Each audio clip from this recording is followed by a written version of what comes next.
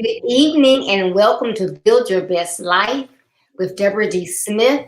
My platform is designed to assist high school age and young adult males as they follow my basic principles to overcome obstacles from their personal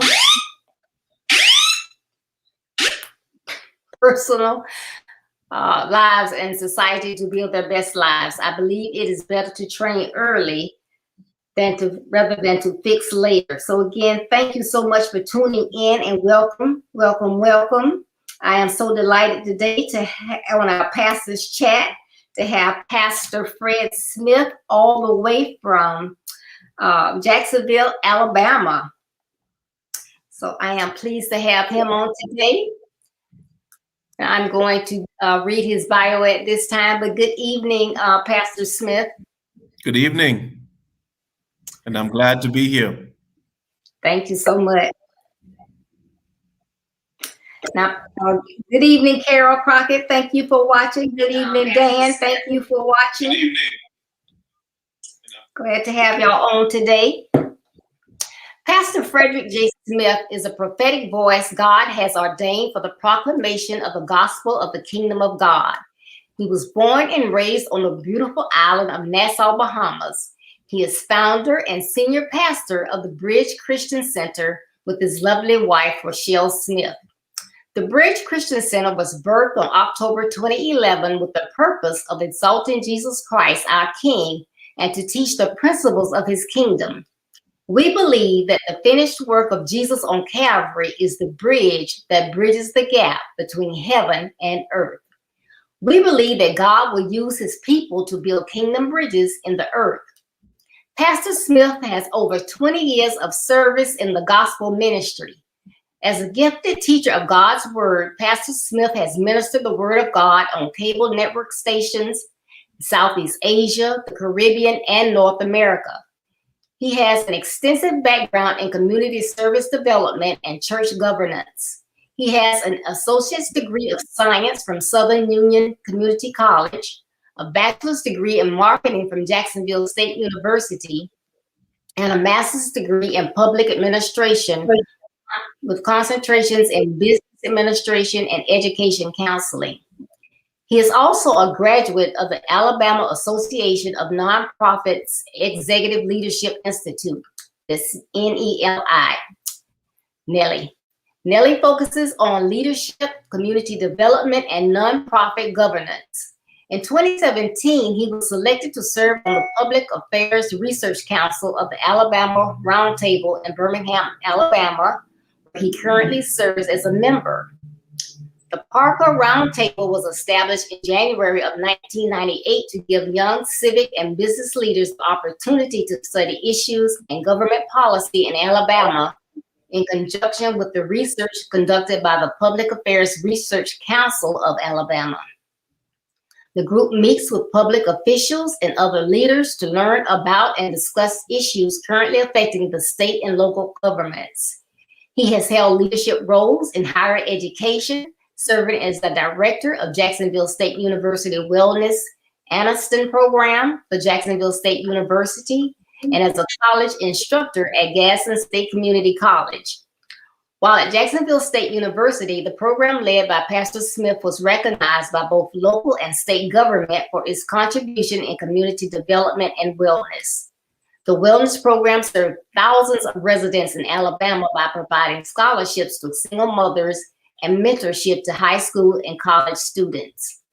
Due to the effectiveness of this program, it was recognized by the Alabama Department of Public Health and received a commendation from the Office of Governor of Alabama in 2009. Pastor Smith is currently the Director of Grants and Partnerships of the Community Foundation of Northeast Alabama. In 2020, Pastor Smith was selected for the SHIFT Award from Jackson Hole, Wyoming, for innovation and impact. He has served his community in many ways, serving on the Department of Human Services Quality Assurance Team and the Community Enabler Feeding and Clothing Board of Directors. He and his wife had the privilege of being spotlight pastors for the Atlanta TBN studio broadcast on February 2013.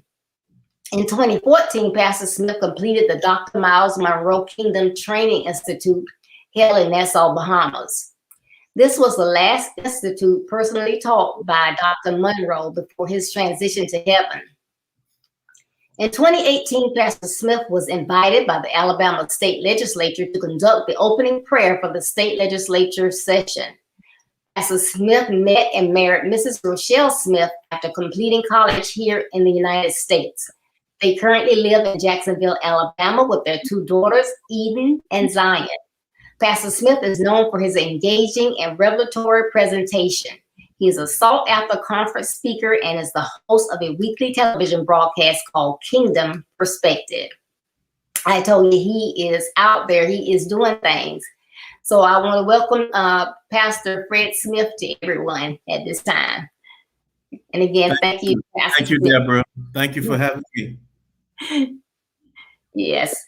And I know I read your bio, but is there anything else you want to tell us about you personally, or something that, accomplishment or something that you're proud of or you want to mention at this time? No, I think you did a great job. I'm just a lover of Jesus.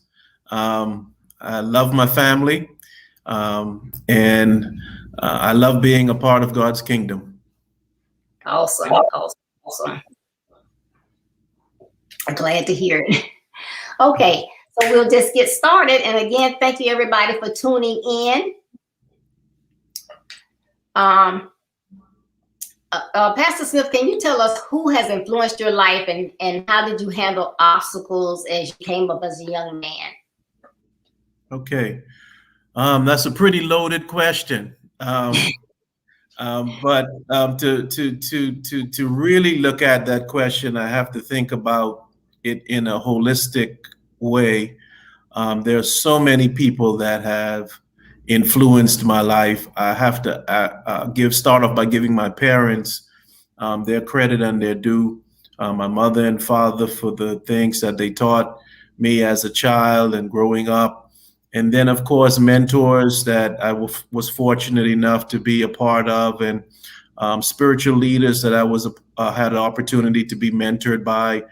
I think, every time you have an opportunity to be mentored and taught by someone that has accomplished what you would like to accomplish in life, it is a gift that God has given to you. And in today's society, we equate accomplishment with fame, notoriety, and popularity.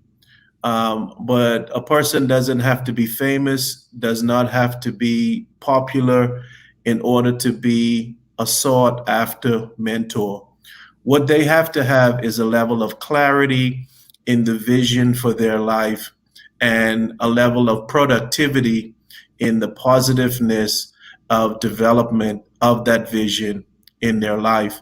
And I was fortunate enough to have enough positive influences in my life that the lessons that I learned over the years, God was able to take them and to show me how those principles would apply to my life, so that not only would my life be better, but the lives of people that I mentor and the lives of people that I influence can also be better.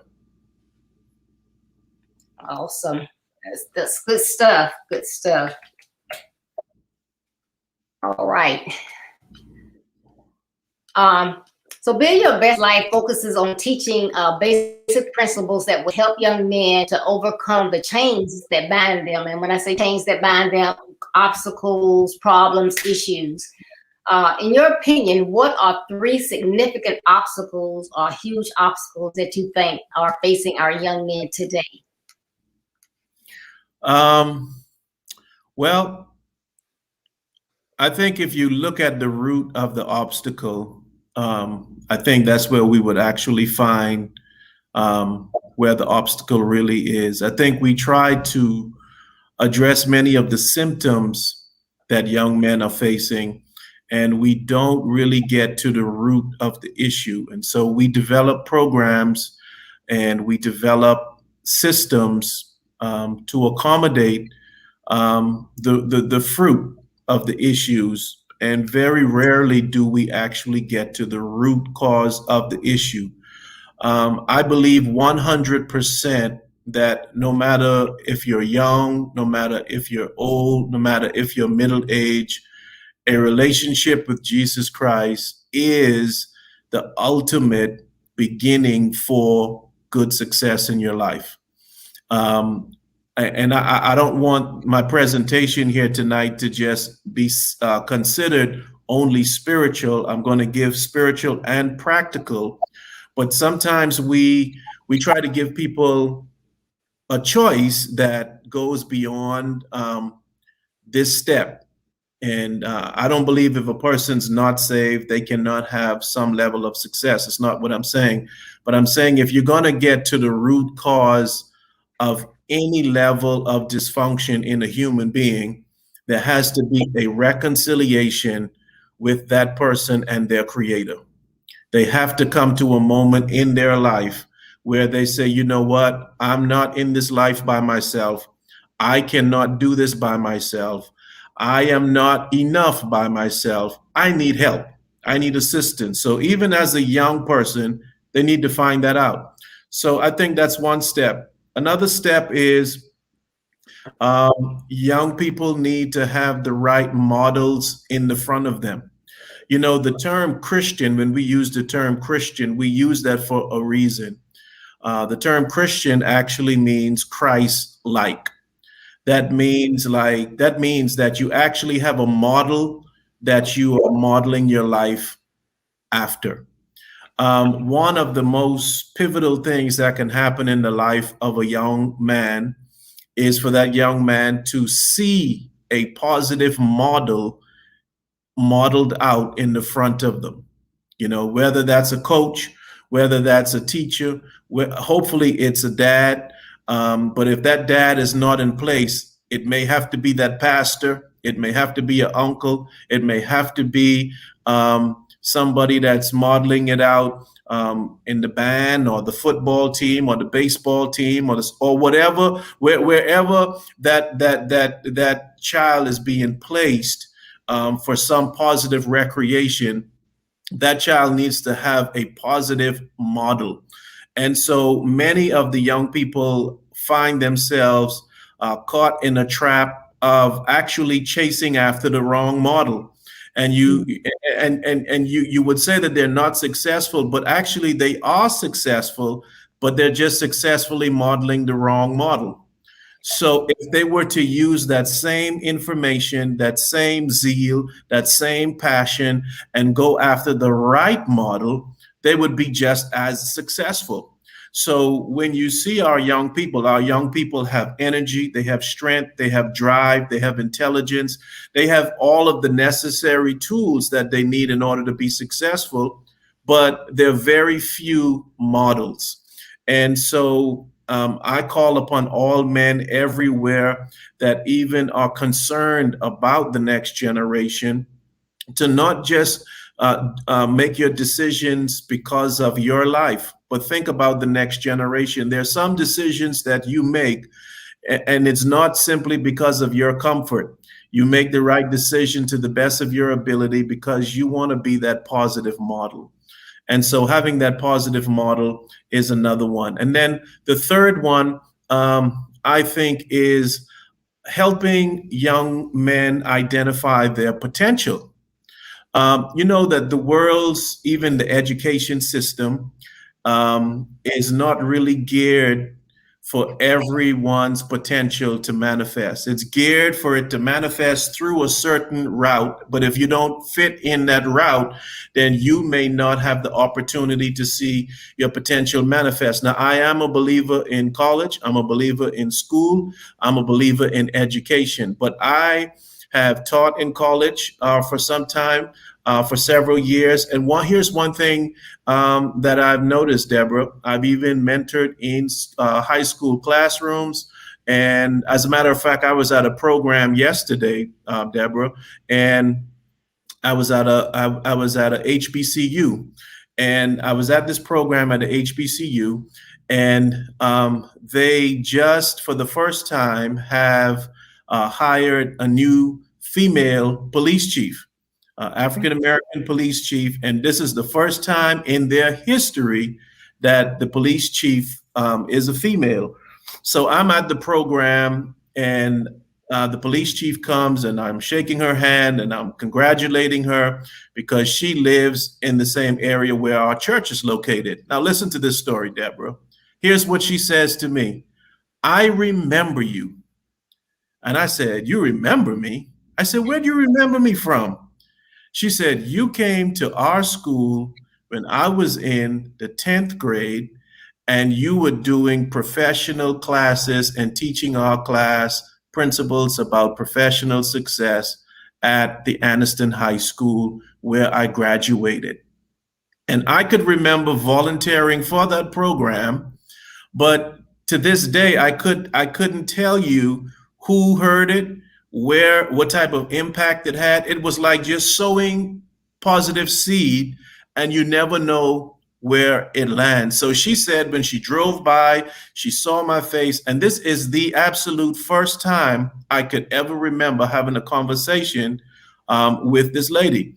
And now she is the police chief of a college, and the first female police chief of this college. Now, I know that it's a collection of everyone else's voice that was a part of her journey and her success, but I was proud to say at least the part that I was called on to play was successful enough for her to at least remember me and remember what I came to do. That means that it had some level of impact in her life. So I think that we need believable heroes, Deborah. I think it's not, our young people are so enamored by the fame and the popularity, but it's people right in your community that are doing positive and great things. It's just that they have to realize that the things that's necessary for greatness is actually really close by. They just have to be exposed through those opportunities that others come and present to them. Right. That's excellent. And I often think about, that as far as, I'm on this platform and I'm, asking educators and pastors and parents to step up. And I'm telling the young people, there is always someone assigned to assist you and help you. You just got to look for them. So do you think it's a combination of both, that our young people have their eyes on the wrong role models, or our mentors and pastors and everybody are not stepping up or reaching out to them? It's just a combination. You think it's a combination of these two things? Wow. Yeah, go ahead.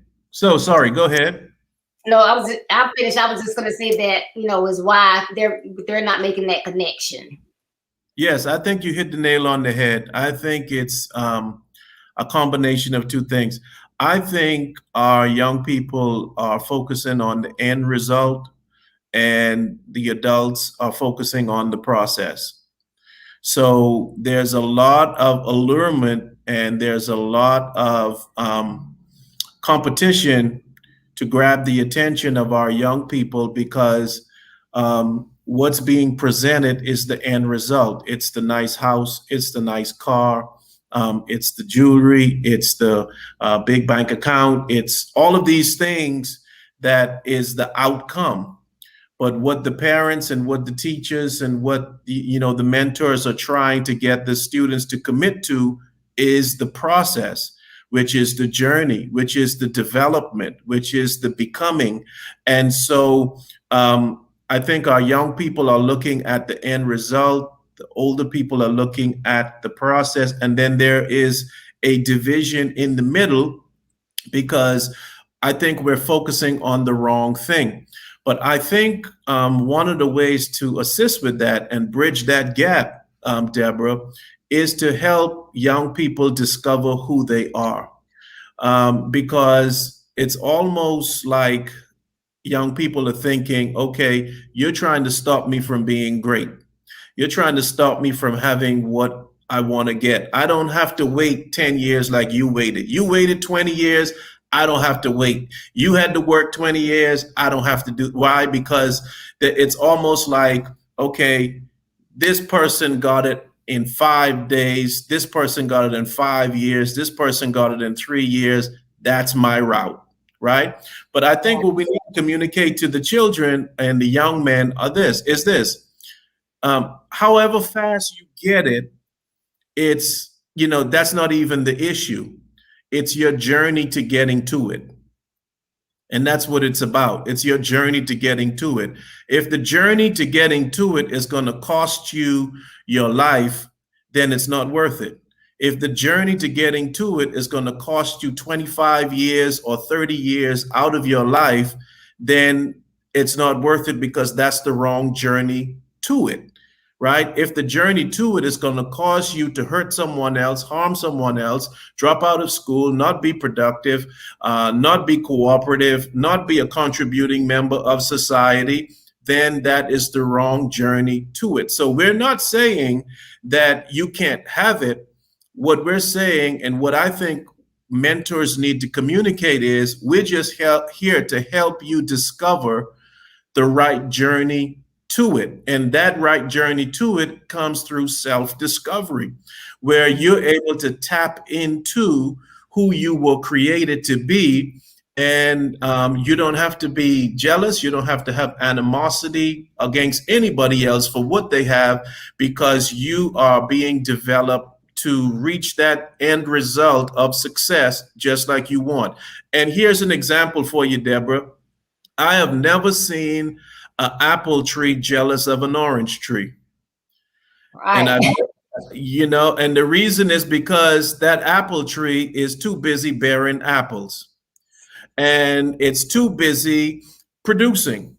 So if we can get our young people in a system of self-production, that they will actually be too busy for anything negative, because once they tap into their created purpose, they will be too busy producing.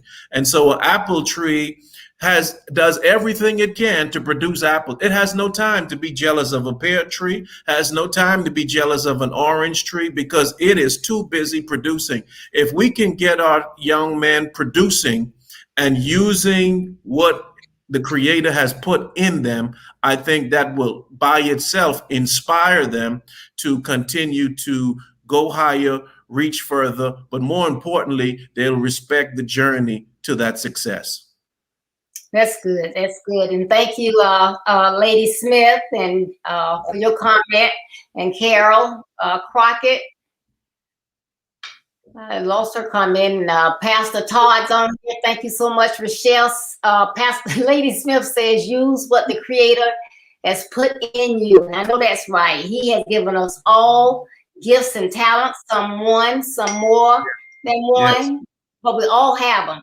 So that's we have to work with what we got and not worry about somebody else's, is basically what you're saying. Because, you have a talent. I can't worry about what your talent is. I got to work on those that God gave me and try to be the best of what He gave me, while you're being the best of what He gave you. And that's right. What we need our young people to do. Take what you have. I had a young man on last week, Courtney Bell from Dallas. And this young man, he was just awesome. But sounds like that's his mindset, because he's a Christian. I think he's 16 or 17, and him and two other guys, they started a Christian group, the original Christians, the OCs. And he likes to write, he likes to draw, he likes acting. He says sometimes when he's speaking to people, it may not come out like he wants to, but when he gets to writing, it just flows. But he's taking what God has given him, and he's using it to God's glory. And I think that's what our young people need to do. Step it up. Amen. That's awesome. And Carol Crockett says he made everybody individual and unique. That is correct. We'd be in trouble if all of us were the same and had all the same gifts. We would just be running all over each other then. then that would be the issue because everybody would have the same thing and trying to outdo everybody. But we all are unique and different. And so we don't have to do that. We just appreciate what we were given and work hard, learn. I'm with you. I'm with the education. We're never too old to learn. I'm still trying to learn. So those are some of the things that really, really stand out and help. Yes. So, And Deborah, when you look at it, everyone doesn't have the same learning style. Especially when you look at some young men, really their purpose is to work with their hands, and they're being funneled in a direction to get a 4-year degree in some other field, but really their gift is to work with their hands, to create, to build, whether it's being an electrician, a plumber, a carpenter, a musician, something using their hands.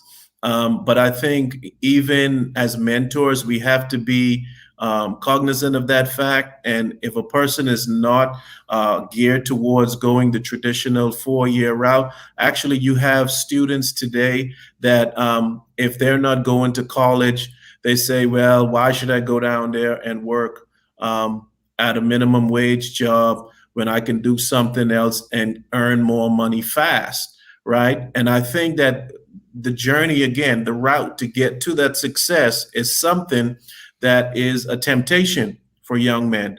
But I think that if a child reaches the age where it's time for them to work and they don't have the grades to go to a 4 years, or they don't have the interest to go to a 4-year school or a 2-year school, I think that they should be developed in some trade so that they can then find that gift on the inside of them. Here's the practical part of it, I think, Deborah, is that even if what they initially do is not what they want to do long term, that will then lead to what they want to do.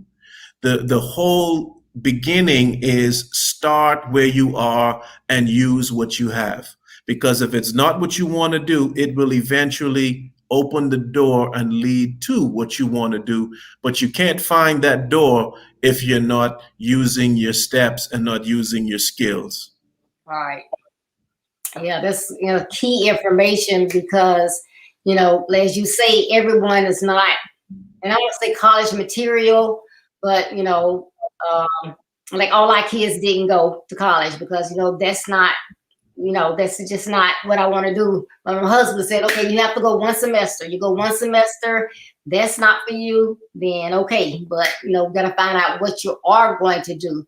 But as I teach on here, college is not for everyone, but you have to do something. So it's important we listen as they talk, because it may be that, hey, welding, like you said, you want to do something in your hands, welding, there, that's a good income. Not being on the street, but learning how to do welding, the electricians, going into the military, right? Want to go in the Air Force or whatever. And once you get in there and start learning different tasks, I like technology, I found out I like that.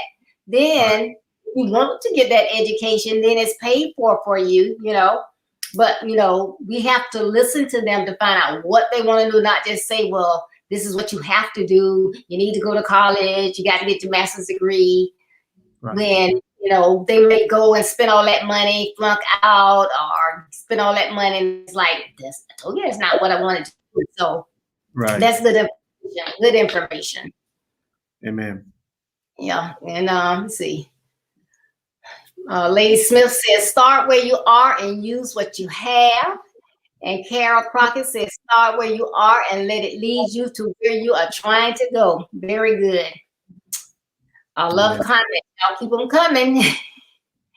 All right. Pastor Smith, what 3 tips can you offer to parents and others that are willing to assist young men that's going to help them pass these obstacles that they have? So because parents, like I was saying before about listening, we have to learn as well how to better assist our young men. Yeah.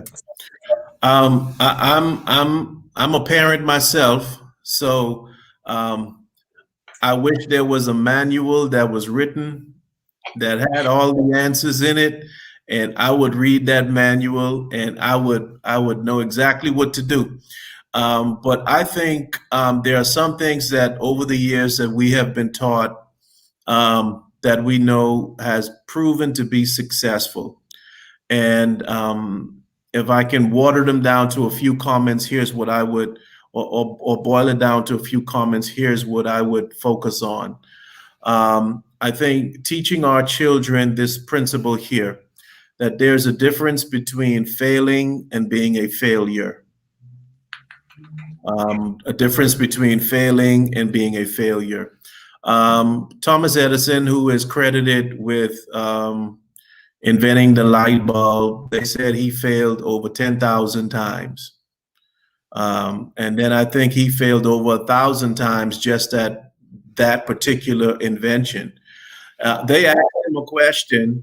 They said, well, after all of these failures, how do you feel about yourself? He said, well, I don't see them as failures. I see them all as steps to me creating the light bulb.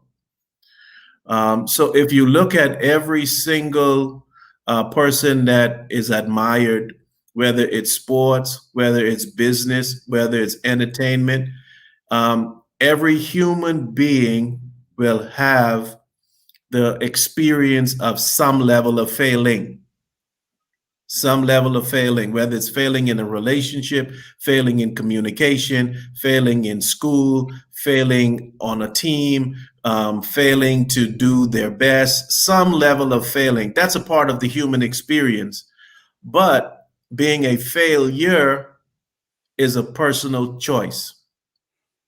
And you can have many reasons why a person fails. Sometimes a person fails because they don't have enough information. Sometimes they fail because they don't have the aptitude. Sometimes they fail because they have the wrong environment. Sometimes they fail because they don't have the discipline. Sometimes they fail because they don't have the focus. Sometimes they fail because they don't have the drive. So there are whole types of reasons why people fail. But Deborah, to me, there's only one reason why a person becomes a failure, and that is they choose to quit.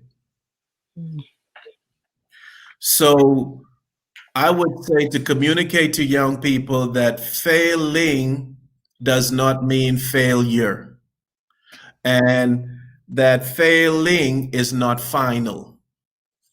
If you have failed, it doesn't mean that it has to be the final step that you take in your life, because failing does not have to be final. And only you can determine if you are going to be a failure.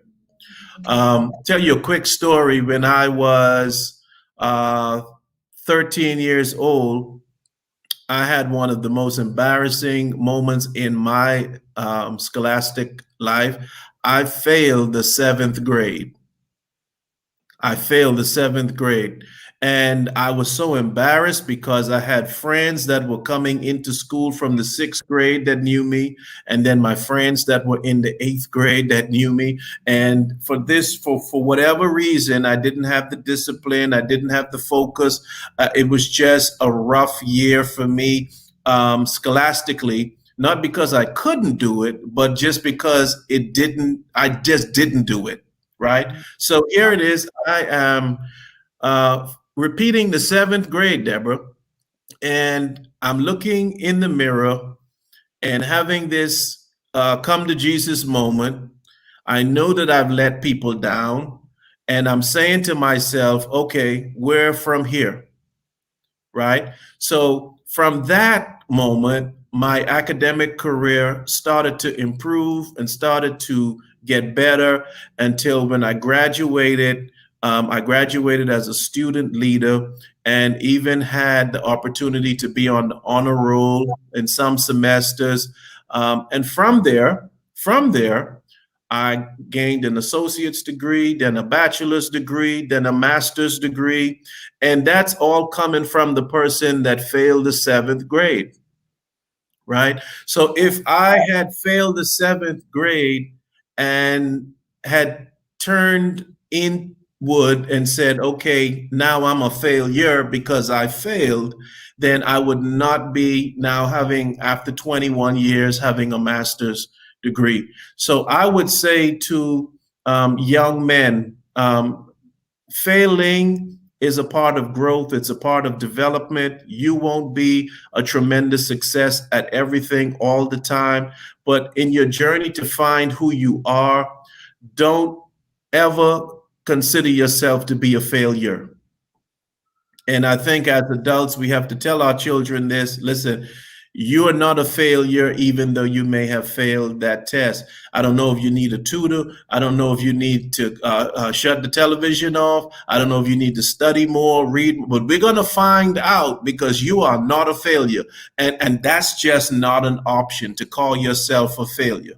Right. So I think that that right there, that principle, if there's one principle I would drive home, it's that one, because if a child doesn't quit, they will eventually be successful, but they have to see themselves as being that person that can be successful. Now, every child does not have that inner drive and that inner witness to just keep going, but they need to hear the words that will keep them going and that will keep them moving forward, and let them know that failure does not have to be final, that being a failing does not have to be final, and being a failure is a choice. And it's only one thing that can make a person a failure, and that's if they quit. And as a young man, you are not going to quit. Amen. All right, y'all hear that? You don't want our young men quitting. We want you to keep striving to do what we know that you have in you to do. Yes. Yes, and Allison said a great testimony. That was a great story to, to show them, here's a young man in seventh grade. They could have just said, hey, you know what? I'm embarrassed. I don't want these kids to see me. I'm just going to go hang out on the corner. I'm going to start skipping school. And from that, it would have been downhill. Right. But you took that and, hey, I can do better than this. Yes, it's embarrassing. But, hey, I'm going to make the better of this. And so I'm going to show myself, if nobody else, I can do this. Yes. And you start going the other direction. So that's excellent. Thank you so much for sharing that with us. Okay. All right. So everyone is a product of the acts they perform in life. I believe those acts comes from one's decisions. So, it's like you can do something in the spur of the moment. We will be wiser if we stop, think, and then move forward. So do you agree or disagree with this? And why not? Well, I agree. I mean, that's cause and effect. That's action and reaction. That's seed time and harvest. I mean, that's just a law that's in the earth. We sow and then we reap. So that's just a law that's in the earth. But I think a big part of us making it through those seasons is the environment that we find ourselves in. When we find ourselves in a productive environment, an environment that's conducive for growth, like we talked about a few of those types of environments early on. Of course, the number one environment is the home. It can be the school, it can be the team, it can be the mentors' influence. But being able to make those choices that you consider your future is vital to the success of your future. And that's what I was talking about earlier with that journey to success, that learning at an early age that the choices that you make should consider your future when you're making the choice. Now, I think every single one of us that's on here, that's over 25, would look back and say, wow, if I did that every single time when I was a teenager, there were some mistakes that I made that I probably would not have made. But I think we got to be realistic and know that part of the human experience is not just learning from what people say, but it's learning from failed experiences that you realize and you say, you know what, I've learned from that. I'm just not going to do that anymore.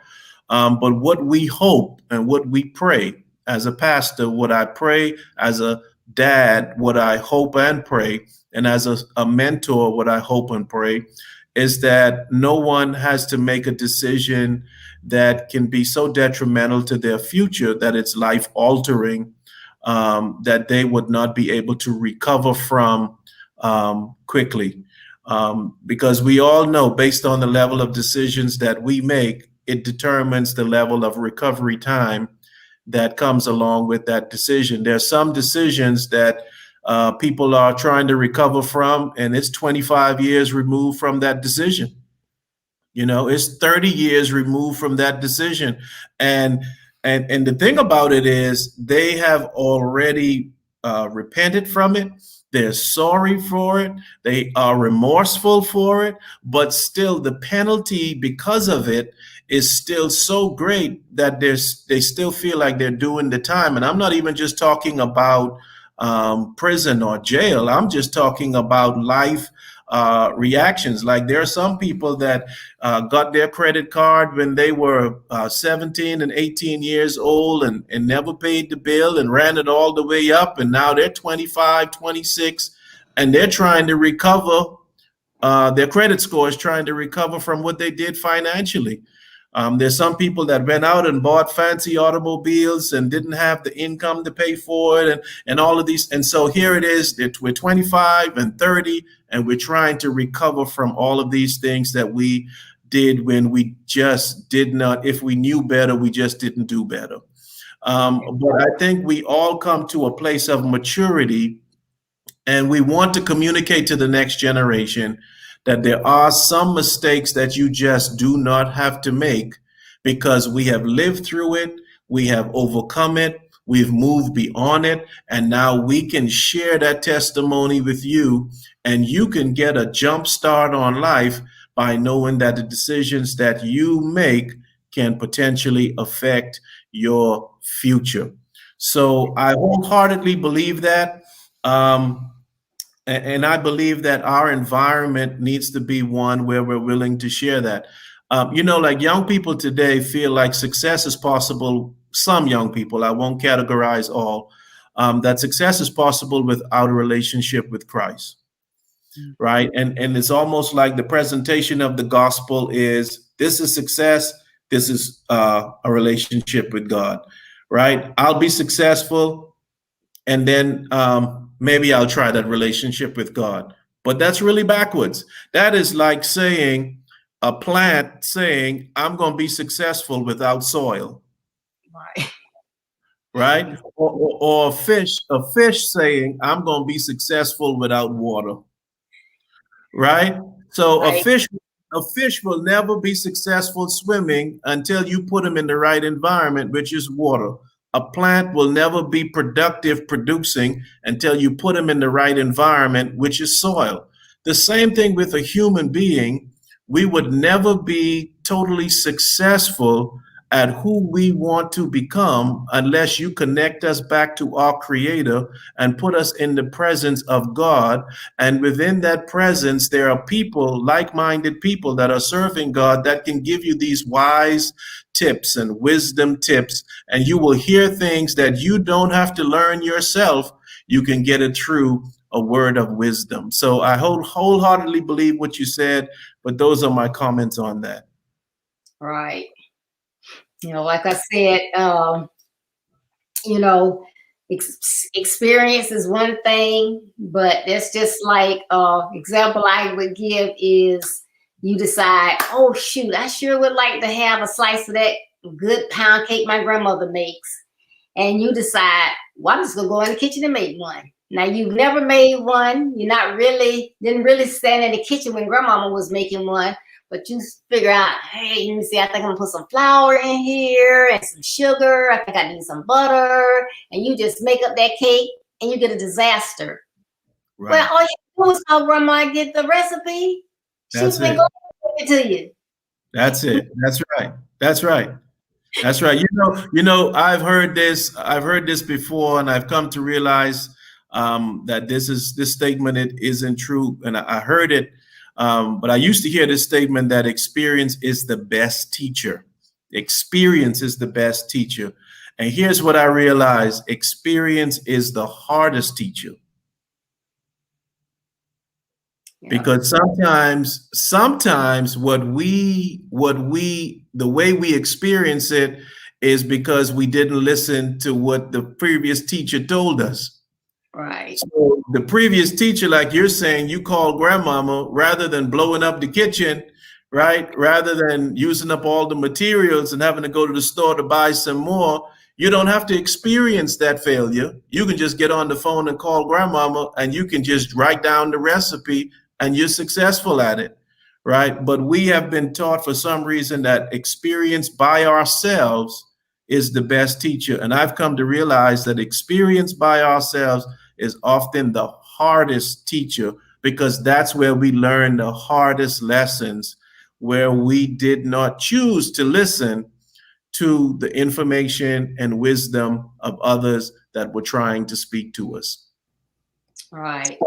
Like I was doing some research and I put it in my book, but it's like our young men, we teaching that education is important, but you have to have life skills as well. So, if you're used to mom and dad doing every single thing for you, you don't know how to transact business. All you know how to do is just go to school, and that's all you know. You go off to college, 30% of our young men of color, 30% drop out in their freshman year. And they say that's because they're immature. Wow. They don't cope because they don't have those life skills. So they got to have that too. They have to, listen. We want to listen to them to see where they're coming from. But it's like Courtney and I were talking about, we really do need, people say it and they laugh, but we really do need to get back around the table and put down the phone and the iPad and turn the TV off, have dinner, and talk and listen to each other. Yes. And I mean, technology is competing for everyone's time. And you are correct. Those old conversations are necessary and still vital. And even asking questions without seeming like I guess the older a kid gets, the less information they may want to give you. So it's harder to build that relationship when they become older if you didn't have it when they were younger. So I think you start younger so that you can build that trust and you can build that that information, that line of communication, so that the things that you that you want to communicate, they receive it, and then the things that they want to share, how to receive it. Because as an adult, to be honest with you, there's not always a syncing of communication, like how like a child can be trying to communicate, but you have to learn how to receive the type of communication that they're given. And the parent is trying to communicate, and all parents know this. The child has to learn how the parent is trying to communicate, both with good intentions, but then learning the style of communication with one another. And I don't think that happens in just a moment. I think that that's something that you got to work at. All right. You got to work at. And when you get to that place, you're able to effectively communicate. But the life skills portion is absolutely needed and necessary, especially when you're a grown adult and you're 21, 23 and up. There's certain things you just expected to know, and you're going to have to be able to carry out. All right. And you were talking about, the credit earlier, and that's another way they get our young people, because now as soon as they go off to college, they're sending them credit cards. They can just get them. Yeah. And if you don't know, hey, you get $200, it might take you 10 years to pay that back if you just pay that minimum payment every month. Right. But they send them to them, and they're just taking them. And a lot of times the parents might not even know they have them because companies just send them to them. Right. So Right. that's some of Right. those conversations that we need to have and find a way that they're listening. Yes. And financial literacy goes way beyond just making money. Financial literacy starts as early as the child can count. Here's the philosophy that we're teaching our children to this day. And they say, so what should we do with our money? And here's what we say is that, you should save some, which is save some for later. You should spend some, and then you should always give to God. You should tithe. So those three things. If you tithe, you give to God. If you save some and you spend some, that's a good starting place for financial literacy. And then as they continue to grow, financially, they will start to improve that knowledge about finances and financial literacy. But when you talk about generational wealth, one of the wealth gaps that we have is the leaving an inheritance to our children's children, or leaving an inheritance to our children, period. There's a wealth gap, especially with people of color, just learning this and just coming around to this. And there's some in our community that's very well versed in this, but to the average middle class family, or not even up to middle class, this is something that a message that's not been communicated over and over and over again is financial literacy, is to teach our children about money as early as we can. Like my wife and I, we do little exercises after the kids work and they earn a few bucks with their chores. We go down to the dollar store and we give them the money and let them go and pick out some items, and let them go. And our children, they're 10 and 13, and let them go to the register and let them pay for it themselves. Right. And then we have them in the process of learning how to tithe, so think about if you start there rather than wait until they're 25. There's so many different things that has to be taught, but I think we start as soon as we can with financial literacy, so that when our children are coming out of high school and coming out of college, they are starting to build their best life, just like your theme for your platform that you have, that they can start early building their best life. Right. Yeah, something that you said that I love is that inheritance, because when I worked in corporate America, that was one thing I said. I said, it's amazing. And I guess this is why, they end up kind of like where they are as far as finances, because it's not that I guess they're not really starting negative, but when I look at my friends, my coworkers that don't look like me, their kids have a wedding, they're writing a check, Yeah. Our kids have a wedding. Well, I don't know what to tell y'all. Y'all better go out there and do whatever y'all will have to pay for your own wedding. I might try to help buy the cake or something, but y'all have to pay for your own wedding. And I was like, hey, I worked, I had got kind of tired of working, but I was like, hey, I got to work a little while longer because I want to leave something for my kids. If they buy a house, I want to be able to write a check. Here, this is not a lot, but this is something to help you on your down payment. This is something that you to buy a piece of furniture. If I'm the groom's mom, I want to pay for that reception dinner. I don't want him to have to do it. I don't want him to have to start life with what is it? The school. What is it? The school? Why can't they? That's all we talk about. Having these school loans, and all of that. Loans. Yeah.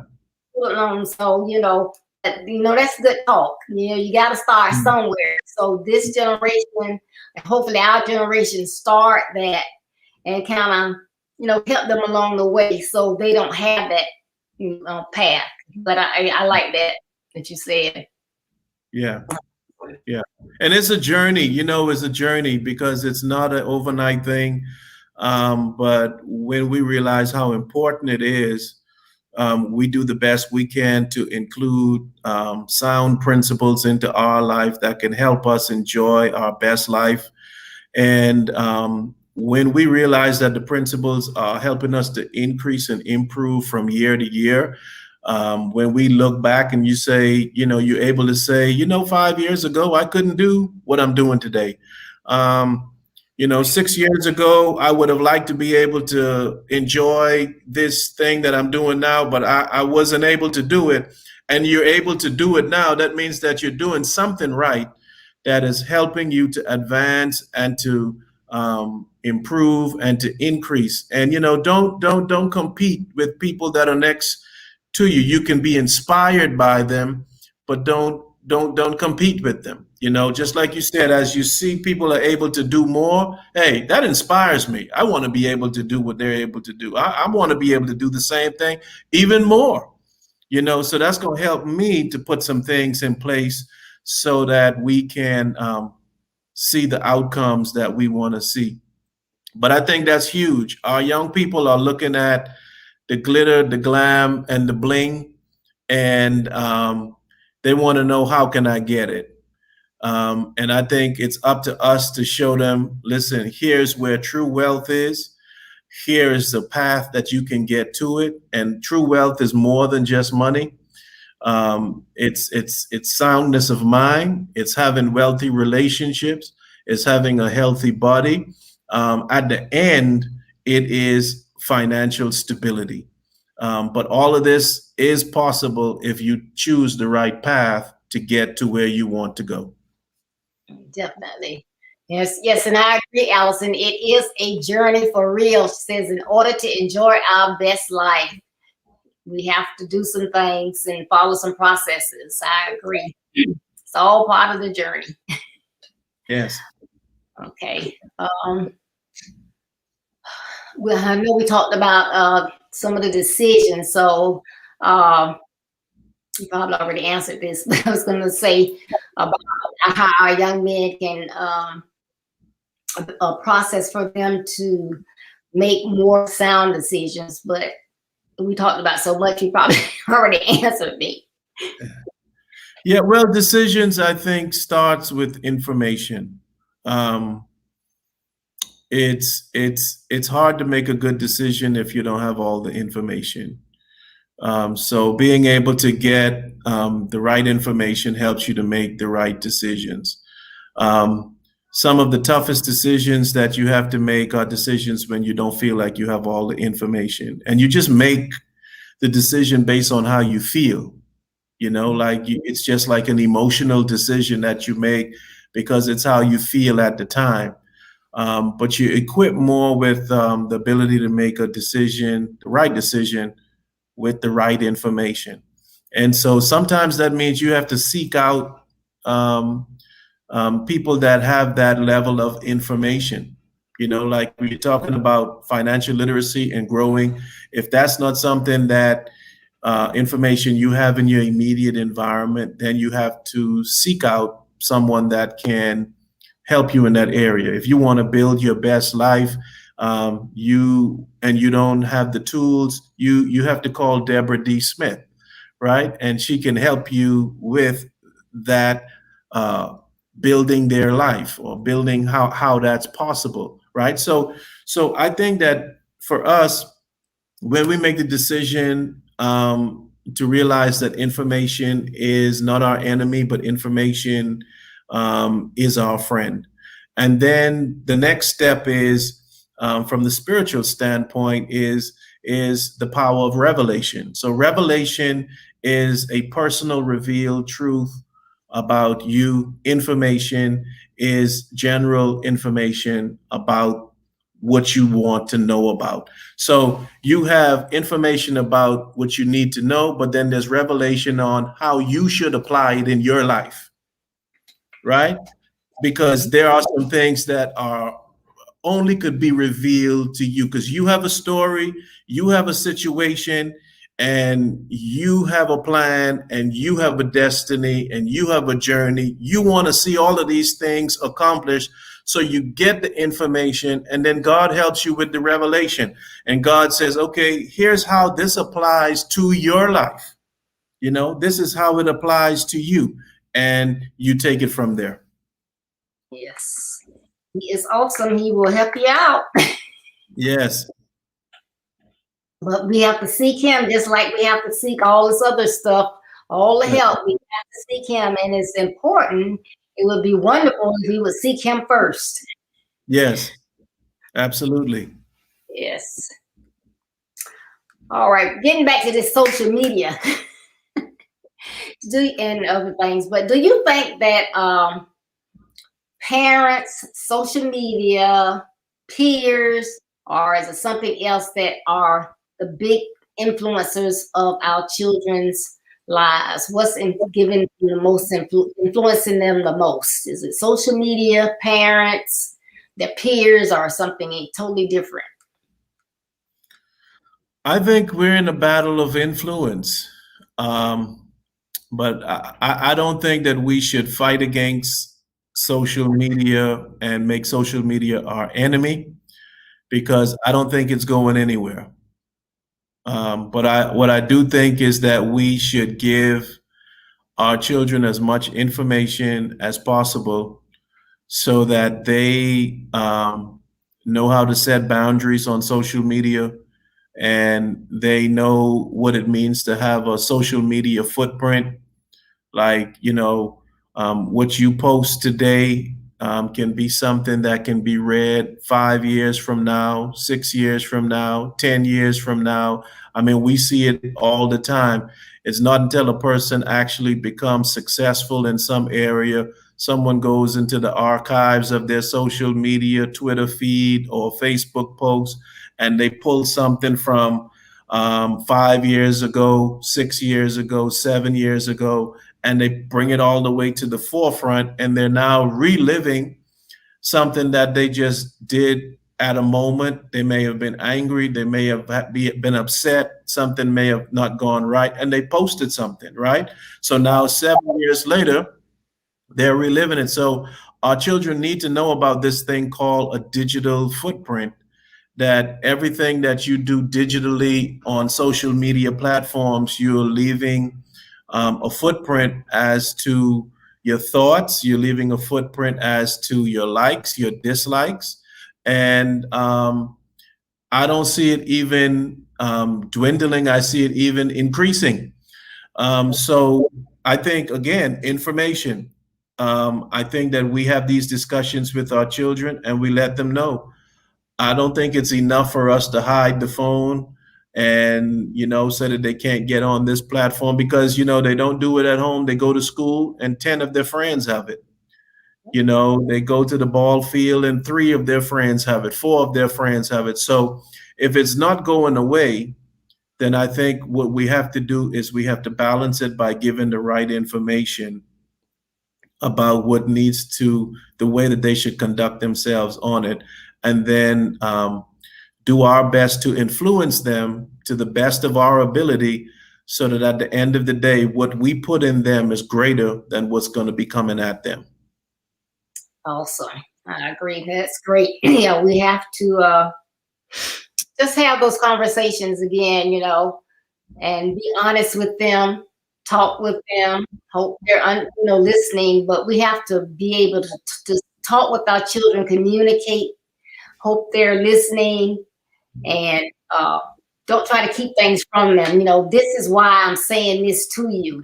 They are predators. You are, adding friends on that you want to be their friend. It's not really who you think it is.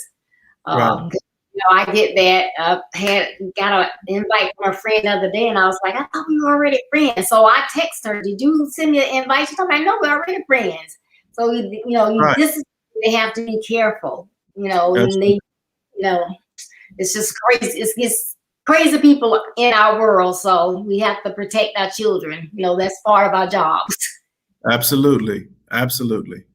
Yes. Yeah. All right. This has been so good. You have provided some Awesome insight, great information. This is going to help everybody that was listening, but of course, everybody was not on this live. So please, everyone out there, please share, share, share. We need this information share, because that's the only way that it's going to get out there to people, is if we share it. So I appreciate if you would like, comment, share. If you would have someone that that would be a benefit on this platform, send me that information. I am open to have guests on. I just want people on here that are willing to assist our young men and help them, give them that help they need. So I am open to different guests. But I'm not letting you off the hook yet, Pastor Smith. I got one more for you. Before we close, what parting wisdom would you like to leave to all our listeners? I would just like to first thank you for this platform that you're doing.